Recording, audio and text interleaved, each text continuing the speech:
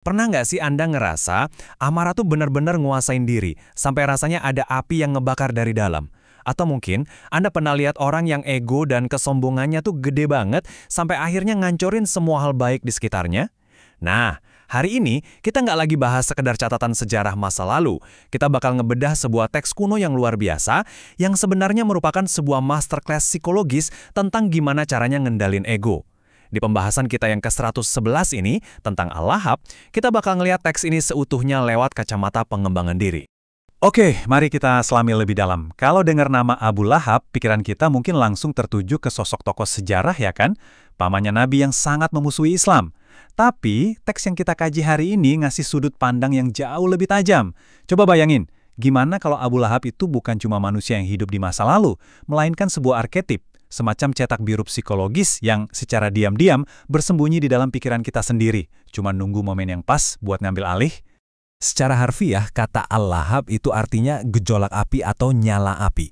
Dan dalam konteks kajian diri kita kali ini, arketipe Abu Lahab adalah simbol mutlak dari nafsu yang, nggak mau dikendaliin. Ini kayak cermin buat sisi gelap kita sendiri loh. Kesombongan kita, rasa bangga berlebihan sama harta, gila kuasa, dan ego yang selalu nolak kebenaran. Pembedahan visual kita hari ini bakal ngejadiin teks ini semacam panduan buat ngelihat persis gimana ego yang lepas kendali ini akhirnya bakal hangus oleh apinya sendiri. Bagian 1. Kekuatan dan harta semu. Ego itu sering banget ngebangun dirinya di atas fondasi kekuatan dan kekayaan. Teks ini ngejelasin kalau kedua tangan di sini melambangkan kekuatan dan kemampuan kita. Bakat Anda, kecerdasan Anda, koneksi yang Anda punya, itu semua adalah tangan Anda. Tapi kalau Anda pakai potensi yang luar biasa itu dengan penuh kesombongan, misalnya buat ngelawan kebenaran atau nekan orang lain, tangan itu pada akhirnya bakal binasa. Bakat, kalau nggak diimbangin sama kerendahan hati, bener-bener bakal jadi bumerang yang ngancurin pemiliknya sendiri. Dan ini bawa kita ke pilar yang kedua, kekayaan. Tidak berguna baginya hartanya dan apa yang dia usahakan. Abu Lahab dalam sejarah itu terkenal sangat kaya, tapi secara spiritual, tanpa adanya kontrol ego, semua networking Anda, bisnis Anda, pengaruh, dan uang yang Anda kumpulin, itu ujung-ujungnya cuma jadi beban.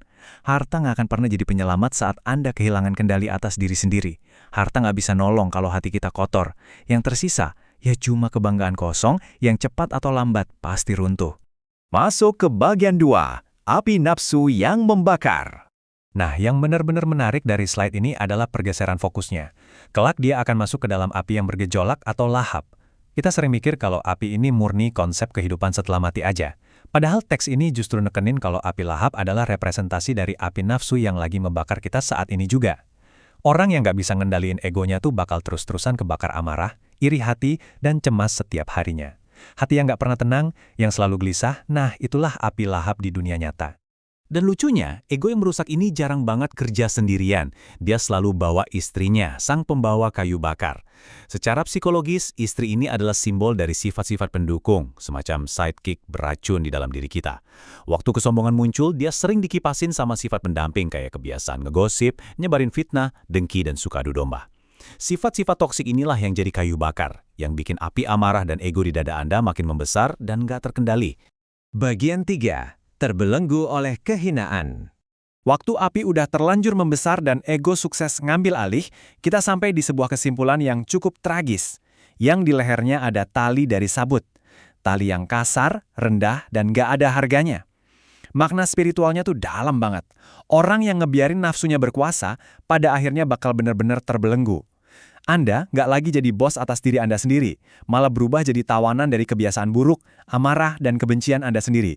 Anda terikat pada kehinaan, nggak bisa gerak bebas, nggak bisa ngerasain kebahagiaan sejati, karena leher Anda benar-benar tercekik oleh ego Anda sendiri. Oke, mari kita rekap sebentar anatomi lengkap dari arketipe ini, biar kita semua bisa ngelakuin semacam diagnosa diri. Ada 5 karakteristik Abu Lahab yang mungkin lagi sembunyi di dalam diri kita. 1. Merasa cukup dengan harta lalu jadi sombong. 2. Memusuhi kebenaran. 3. Bukan cuma pasif ya, tapi aktif ngelawan kebaikan. 4. Didukung sifat istri alias pendukung toksik kayak iri dan fitnah. Dan kelima, hidupnya terbelenggu oleh kebiasaan buruknya. Kalau Anda ngelihat satu aja dari ciri-ciri ini ada di diri Anda, jujur alarm bahaya di kepala harusnya udah bunyi keras. Jadi poin krusialnya di sini adalah Kendalikan nafsu sebelum ia menjadi api yang membakarmu. Ini dia pesan inti dari seluruh pembahasan kita hari ini. Ngendaliin nafsu itu sama sekali bukan tentang bikin diri Anda jadi lemah, bukan. Ini murni tentang nyelamatin diri Anda dari kebakaran internal yang siap ngancurin segalanya. Bagian 4. Cara memadamkan api nafsu. Mari kita beralih dan ngelihat gimana hal ini kebangun jadi sebuah solusi praktis. Teks ini ngasih kita peta jalan.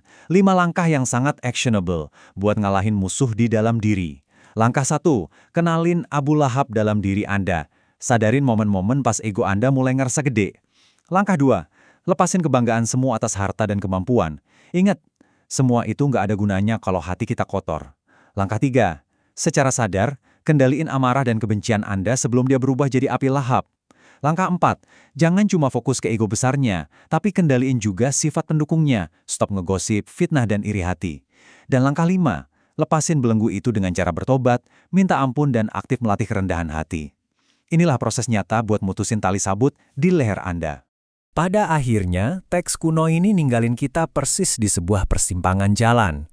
Arketipe itu udah ada di sana, di dalam kepala kita, lengkap sama bahan bakar dan api yang siap menyala kapan aja. Pertanyaannya bukan lagi apakah ego itu ada, karena ya dia pasti ada.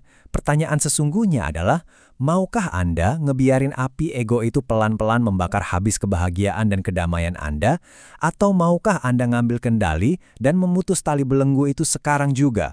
Pilihan ada di tangan Anda.